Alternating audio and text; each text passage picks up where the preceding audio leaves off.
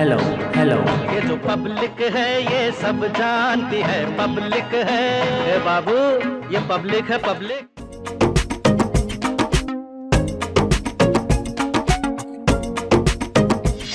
नमस्कार, India TV में आपका स्वागत है। मैं हूं जितेंद्र चौहान और आप देख रहे हैं हमारी खास पेशकश। ये पब्लिक है सब जानती है। उत्तर प्रदेश में राजनीतिक पारा बहुत गर्म है, लेकिन मौसम बहुत ठंडा हो रखा है। बावजूद इसके जो जनता है वो घरों से बाहर निकल कर आ रही है। पब्लिक है, पब्लिक से बात कर रहे हैं हम, क्योंकि उनसे ये जानना बेहद ज़रूरी है कि उत्तर प्रदेश में पिछले 5 साल में योगी आदित्यनाथ का शासनकाल कैसा रहा है, इलाके में किस तरह के विकास कार्य हुए। मैं इस वक्त मौजूद हूँ आगरा साउथ में। ये बेहद इंपॉर्टेंट चीज़ मानी जाती है आगरा क्षेत्र की, क्योंकि ये एक पुराना आगरा भी कहा जाता है यहाँ पे, और कई सारी ऐसी इमारतें हैं, ऐतिहासिक इमारतें हैं इस क्षेत्र में आती हैं। हम सीधे पब्लिक से ही बात करेंगे और जानेंगे उनसे कि क्या पिछले 5 सालों में उनके क्षेत्र में विकास कार्य हुए कि नहीं हुए हैं, क्या इस बार उनका मुख्य मुद्दे रहने वाले हैं चुनावों को, किस आधार पर वोटिंग करेंगे। कुछ लोगों से बात करते हैं, यहाँ के लोग नुमाइंदे आए हुए हैं। सर, मैं पहले आपसे बात करना चाहूँगा कि चुनाव आने वाले हैं जी, इस बार क्या इस क्षेत्र के मुद्दे अहम रहने वाले हैं जिसके आधार पर वोटिंग होगी, चाहे वो किसी की भी पार्टी की सरकार बने, किसकी न बने, मुद्दे क्या रहने वाले हैं इस बार सरकार के जनता के लिए यहाँ के? देखिए, आगरा एक ऐतिहासिक नगरी है और विश्व में पर्यटन के रूप में जानी जाती है, और आगरा एक सुलह कुल की नगरी भी है। जहाँ आप खड़े हैं 88 दक्षिण विधानसभा में, यहाँ विगत 5 साल में जो भी विकास के कार्य होने चाहिए थे वो समझता हूँ कि शायद अभी तक वो पूरी नहीं हुई। जैसे आगरा की मूलभूत समस्या है पानी, बिजली, सफाई, लेकिन आगरा का ये दुर्भाग्य कि आगरा में 9 नदियाँ होने के पश्चात भी आगरा को पीने के लिए पानी उपलब्ध नहीं है।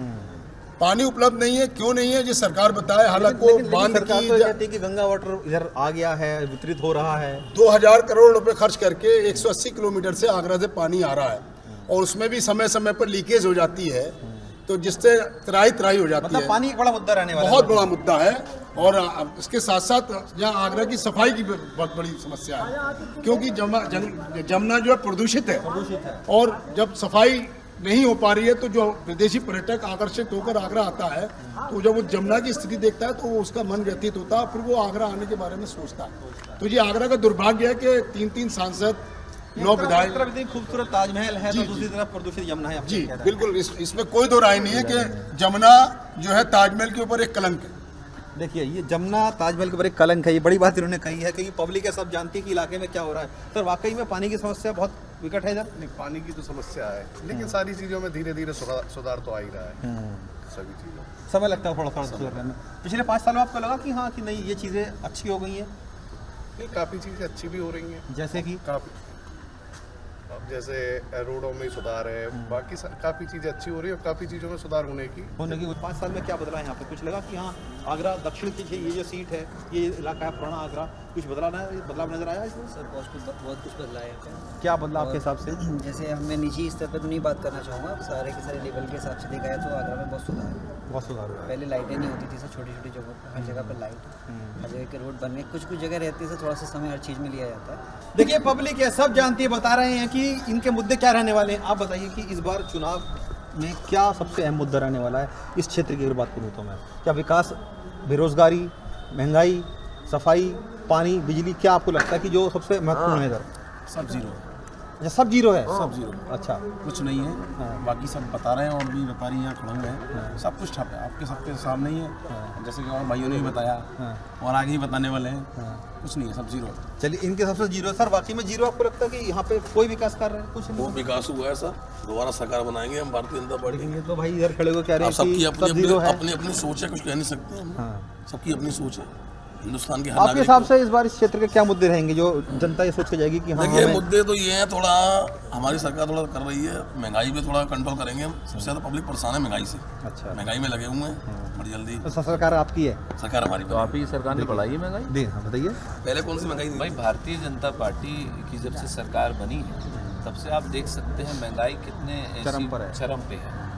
और जो कांग्रेस को लेकर भारतीय जनता पार्टी 325 के सिलेंडर पे हाहाकार मचाती थी और रोडों पे दंगा नाच होता था, आज वो 1000 रुपये के करीबन पहुंच चुका है, और देखिए सब शांत है, कितना अच्छा कार्य चल रहा है। आप महंगाई कोई बात करने को राजी नहीं है, कोई महंगाई भी कुछ नहीं बोलने को राजी नहीं है। सिर्फ हिंदू और मुस्लिम की लड़ाई लड़ी जा रही है, धूमीकरण करा जा रहा है, और 2 हिस्सों में बांट कर मुख्यमंत्री आदित्यनाथ की भी यही कहानी है। वो भी ऐसे हिंदू मुस्लिम में उनको कोई मुद्दा नहीं है, यानी कि विकास का मुद्दा नहीं है, कोई आपके नौकरियों का मुद्दा नहीं है, बेरोजगारी का मुद्दा नहीं है, कोई मुद्दा नहीं है उनके पास। हिंदू और मुसलमान करिए और बाबा, सिर्फ बोलिए। यही मुद्दे हैं हिंदू मुसलमान नहीं के? सर, हिंदुस्तान में पहले तो भाईचारा खत्म कर दिया इन्होंने 5 साल में। जो मोहब्बत थी हिंदुस्तान में वो खत्म कर दी इन्होंने। भाईचारा था, और वोट तो जनता चाहिए तो देगी, लेकिन कोई काम नहीं होता। कोई काम नहीं होता है। कोई काम नहीं होता, भाईचारा खत्म कर लेकिन दिया। लेकिन सरकार तो बहुत दावे कर रही है कि हमने उत्तर प्रदेश में ऐसा कर दिया, वैसा कर दिया, नहीं साहब, सोच ईमानदार है, दमदार सरकार है, फिर भाजपा सरकार है। सरकार जनता फैसला करेगी, जनता किसको वोट देगी, किसको मोहब्बत चाहिए तो जनता वोट देखिए, ये देगी। पब्लिक है, सब जानती है किसको वोट करना, किसको नहीं करना है, वो जानती है किसको करना है। हम कुछ और लोगों से बात करते हैं। सर, आपसे बात करना चाहूँगा कि ये जो इधर बात कह रहे हैं कि कोई मुद्दे ही नहीं है, कि सरकार ने कुछ काम किए ही नहीं, आपको लगता है कि ऐसा है कि सरकार ने कुछ काम किए ही नहीं है? देखिए, चुनाव नज़दीक है, बहुत जल्दी नतीजे भी आ जाएंगे, और मेरा तो सभी से हाथ जोड़ के गुजारिश है, और कहना भी यही चाहूँगा कि आएंगे तो योगी, ठीक है ना। देखिए, कौन आएगा कौन नहीं आएगा, वो बात की बात मैं है। एक जनरली बात आपको बताऊं, विकास जो कह वो रहे आपका ऐसा हैं, जो सोचना कह है रहे कि योगी आएंगे? जो कह रहे हैं विकास, कोई और आ जाए? जो कह रहा है विकास नहीं हुआ है, कृपया उससे पूछिए विकास किस तरीके के चाहते थे वो लोग। जिस कोरोना काल से हमारा जो देश गुजर के निकल के आया है, वह एक बहुत बड़ी महामारी थी। उस आगरा सबसे प्रभावित जिलों में से रहा था, आपको याद होगा। बिल्कुल रहा था। उस स्थिति में आगरा की क्या दशा थी, आपने भी देखी मैंने होगी। बहुत अच्छी तरह देखी थी। आगरा डीएम ने बहुत अच्छा रोल निभाया था अपना इस कोरोना काल में, ठीक है ना। उस काल में हर आदमी परेशान था। सर, वाकई में अच्छा काम हुआ था उस टाइम? बिल्कुल बिल्कुल, सरकार ने महामारी को तो बहुत अच्छे से मैनेज किया है, बहुत अच्छे से। लेकिन अब तो दोबारा से दस्तक लग रही है कि आ जाएगी, कोरोना आ रहा है। लेकिन सरकार की तैयारी भी उससे अच्छी है। रैलियां तो रुक नहीं रही हैं, लेकिन नहीं, रैलियां तो हो रही हैं, लेकिन इतनी रैलियों में भीड़ है, पर ऐसा नहीं है कुछ अभी। अगर सोचिए 10,000 की जनता किसी रैली में आ रखी है और कोई एक आदमी भी शख्स कोरोना का ग्रसित रहा अगर, तो कितने लोग इन्फेक्ट करेगा? नहीं तो इन्फेक्ट तो होगा। देखो, मैक्सिमम लोगों को डोज लग चुकी हैं। लग चुकी हैं। मेन चीज़ ये, जो रैली में आ रहा है उन्हीं को आना चाहिए जिनको डोज देखिए, लग चुकी कितने पॉजिटिव बात कह रहे हैं कि बस वैक्सीन लग चुकी है इसलिए कोरोना का डर नहीं है। क्या वाकई में कोरोना का डर नहीं है? सर, जैसे अभी इन्होंने मेरे साथी ने कहा है कि आगरा के अंदर डीएम आगरा ने बहुत अच्छा काम किया, मैं इससे बिल्कुल इत्तेफाक नहीं रखता हूँ। आगरा के अंदर स्थिति ये हुई कि राम और रहीम के मानने वाले लोगों ने ये नहीं देखा कि हिंदू क्या है या मुसलमान क्या है। दानवीर करणों ने अपने अपनी थैलियाँ खोल दी। जितनी अभी बातें आपने कोरोना से संबंधित की, मैं एक शेर आपको सुनाना चाहता हूँ। बिल्कुल सुनाइए।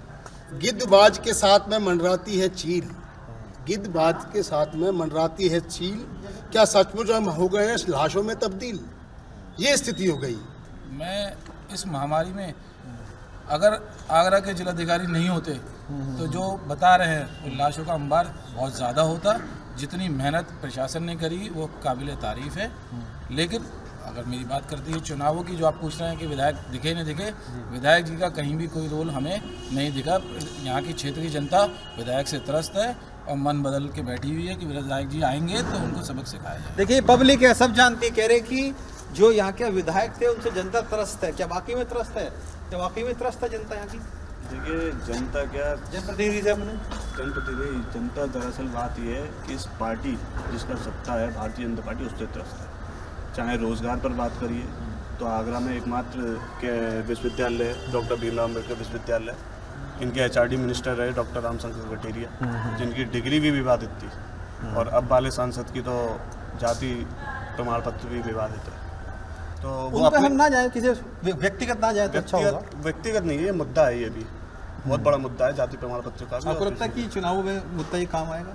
नहीं, मुद्दा है, आप जब आगरा के सांसद होते और साथ में विधायक रहे, 2 सांसद, एक राज्यसभा सांसद, 9 विधायक, चुंगी से लेके लखनऊ विधानसभा होते हुए संसद तक आपकी सरकार, सब कुछ हुकूमत, आप आगरा को बहुत कुछ दे सकते थे। आगरा ने झोली भरकर आपको सब कुछ दिया पार्टी को, लेकिन आगरा की जनता को इन्होंने ठगने का काम करा है। ना रोजगार, आप सड़क जिस रास्ते से आए हैं तो देखिए आपकी गाड़ी भी हिचकोले खाती हुई आ रही होगी यहाँ पर इस बाजार में। तो इस बार जनता का मूड बिल्कुल बदल चुका है।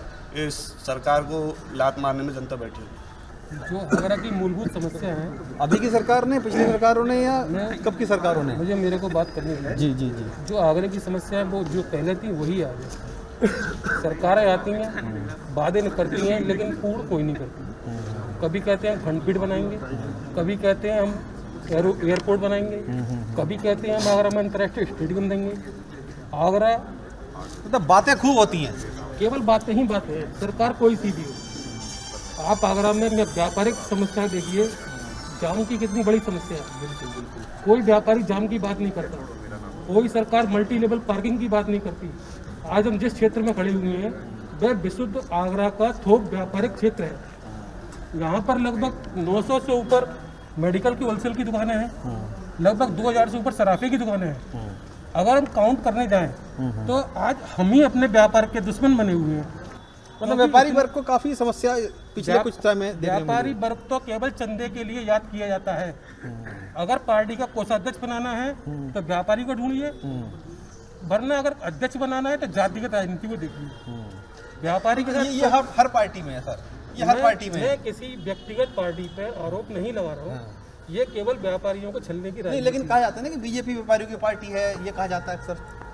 कोई राजनीतिक पार्टी ने बीजेपी को तो छोड़िए, जो पार्टी दावा करती है मैं व्यापारी की पार्टी हूँ, उसने व्यापारिक हित में कोई कार्य किया हो तो आप बताइए। मतलब कुल मिला के कह सकते हैं कि व्यापारी वर्ग जो है वो त्रस्त है।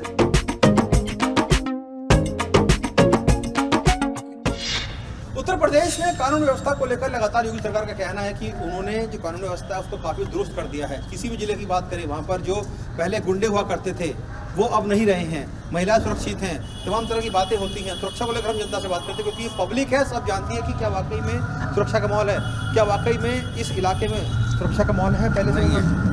बिल्कुल नहीं। लेकिन योगी सरकार तो दावा करती कि जितने भी गुंडे थे, मवाली थे, चोर उचक्के थे, सबको उन्होंने बंद कर दिया। कहने से क्या है, वो तो कहते हैं हर चीज झूठ बोलते हैं। झूठ पे ही सरकार टिकी हुई है उनकी।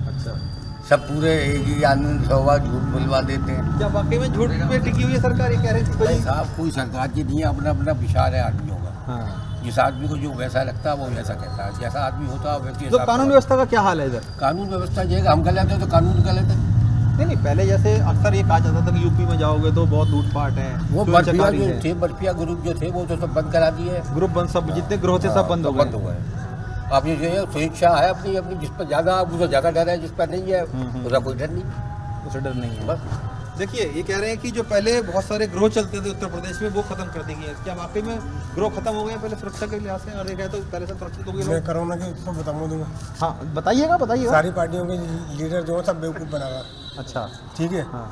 दिल्ली को संबोधित करता है अरविंद केजरीवाल, और शाम को जाके पंजाब में लाखों आदमियों की रैली करते हैं। ऐसी हर पार्टियों के वो है। पब्लिक को कहते हैं कि वो पालन करो कोरोना का, और लाखों आदमियों की जो है रैली करते हैं। ठीक है, और शादियों में कहते हैं ये तो पार्टियों के साथ अभी की बात नहीं है, पहले से है। चुनाव आते हैं तो उनके लिए कोई फर्क नहीं पड़ता, रैलियां चले, जनता को क्या दिक्कत है? जनता के लिए कोरोना, उनकी नहीं है, नेताओं के लिए कोरोना। बाबा, हम कानून व्यवस्था की बात कर रहे थे इधर। हम आप बताइए कि आप तो काफ़ी बुजुर्ग हैं, आपने बहुत लंबा समय देखा होगा राजनीति का यहाँ पे। इस क्षेत्र की अगर बात करें, खासतौर से आगरा दक्षिण की, आगरा के आसपास के इलाकों की बात करें, तो कानून व्यवस्था पहले से कुछ दुरुस्त लगती है आपको? पहले से दुरुस्त कुछ नहीं लगती है। ये जब तक बीजेपी आई है, ये बदले की भावना से काम कर रही है, सुनना, और सब लोग इसमें दुखी हैं। अगर मुंह उठा के उसको बोलता है, कहता है, तो उसको फौरन अंदर कर देते हैं। ये उनकी जबरदस्ती है। अच्छा, समझे? और मतलब आदमी करे तो क्या करे, आदमी मजबूर है। लेकिन सरकार तो लगातार ये दावे जो कर रही है कि सुरक्षा व्यवस्था बहुत दुरुस्त हो गई है पहले। तो उनके लिए है, उनके लिए है, उनके लिए। हमारे लोगों के लिए नहीं है। जी हाँ, कानून व्यवस्था है तो सिर्फ भाजपा के लिए है। अगर भाजपा के खिलाफ कोई भी आदमी अपनी आवाज़ को बुलंद करने की कोशिश करता है, या तो उसकी जगह जेल होती है या उसके ऊपर झूठे मुकदमे। ये तो सपा के टाइम पे भी, बसपा के टाइम पे भी होता था कि जो सरकारें होती हैं, नहीं, जो सरकारें होती हैं उनके अपने हिसाब से काम करवाती हैं सर। नहीं, ऐसा नहीं है। इसमें ज्यादा कह देना कि बीजेपी की सरकार है तो बीजेपी अपने लोगों के लिए काम कर रही है। क्राइम की बात, तो क्राइम की एक 4 साल की बच्ची का आगरा के अंदर बलात्कार होता है। इस तरीके से हाथरस के अंदर एक बिल्कुल बच्ची का बलात्कार होता है, उसके बाद जो है रात को उसका अंतिम संस्कार कर दिया जाता है। उसके माँ बाप, उसके रिश्तेदार, उस प्रकरण में मौजूद था, मैंने सब देखा है। वो जो भी हुआ था, खैर बड़ा दुर्भाग्यपूर्ण था। हम पिछली बातों में ना जाएं, दूसरी जगहों की बातें, अपने इलाके की बात करते हैं। जी, आप अपने इलाके के बताइए। अपने इलाके की तमाम सड़कें टूटी पड़ी है, रोज पाइप की लाइन टूट जाती है। बात कर रहा हूँ मैं कानून व्यवस्था के अंदर। यही कि अगर वो है जनता के साथ, यहाँ महिलाओं की भी प्रतिनिधि नहीं है हमारे पास, जरूर उनसे पूछता। जी देखिए, आप जितेंद्र जी कानून व्यवस्था की बात कर रहे हैं, तो ये उत्तर प्रदेश का दुर्भाग्य है कि कस्टोडियल डेथ के अंदर 1318 लोगों को जो है पुलिस की कस्टडी में मार दिया गया। और आप बात कर रहे हैं कानून व्यवस्था की, तो अभी अभी कहाँ के आंकड़ा दे रहे हैं मुझे आप? मैं उत्तर प्रदेश के दे रहा हूँ। अच्छा। और अभी आगरा में अभी ताजगंज क्षेत्र में ATM उखाड़ के ले गए बदमाश। शिक्षा व्यवस्था का इधर क्या हाल है? कुछ पहले से लगता है कि हाँ कॉलेजेस खुले हैं, स्कूल खुले हैं, या नई अपॉर्चुनिटीज़ यहाँ पर आई हैं? शिक्षा व्यवस्था में सुधार नहीं है, बाकी सारी व्यवस्था में सुधार है। शिक्षा व्यवस्था की तरफ सरकार का ध्यान नहीं गया है। लेकिन ये जो मैं देख रहा हूँ, ये बिल्डिंग इधर बनी हुई है, बता रहे कि मेडिकल कॉलेज की बिल्डिंग अभी बनी है। सर ये मेडिकल कॉलेज की बिल्डिंग है, शिक्षा की व्यवस्था नहीं है सर। लेकिन मेडिकल कॉलेज तो है ना?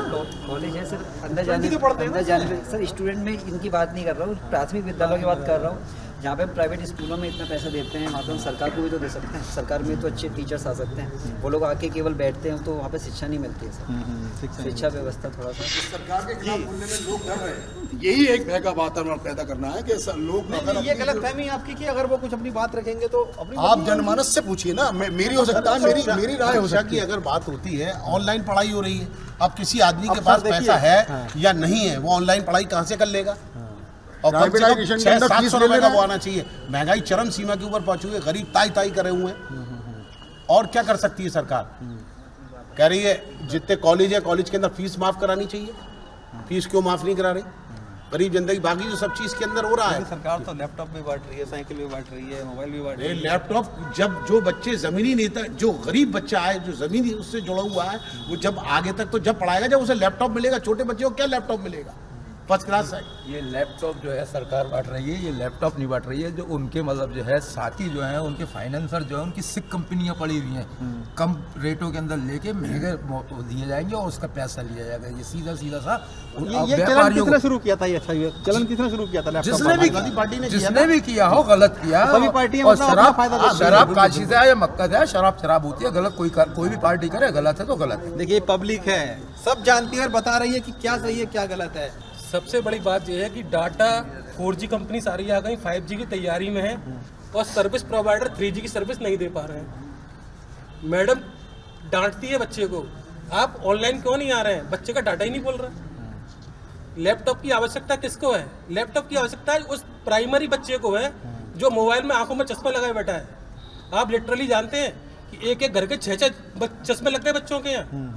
चश्मे वालों को जाकर देखिए। देखिए ये तो कोरोना काल के चलते हुए क्लासेस चल रही हैं। कोरोना काल में अगर सहूलियत दी जा रही है तो उस बच्चे को दी जाए लैपटॉप या टैबलेट जिसको जरूरत है। कोरोना काल में थोड़ी और कोरोना काल में स्कूल का खर्च भी कम है। स्कूल ने टीचर्स की सैलरी आधी कर दी है, लेकिन फीस पूरी चल रही है। स्कूल के सारे ओवरहेड बंद चल रहे हैं इस समय, स्कूल की लाइटिंग बंद चल रही है, सारे एक्सपेंसेस बंद हैं, लेकिन फीस पूरी चालू है।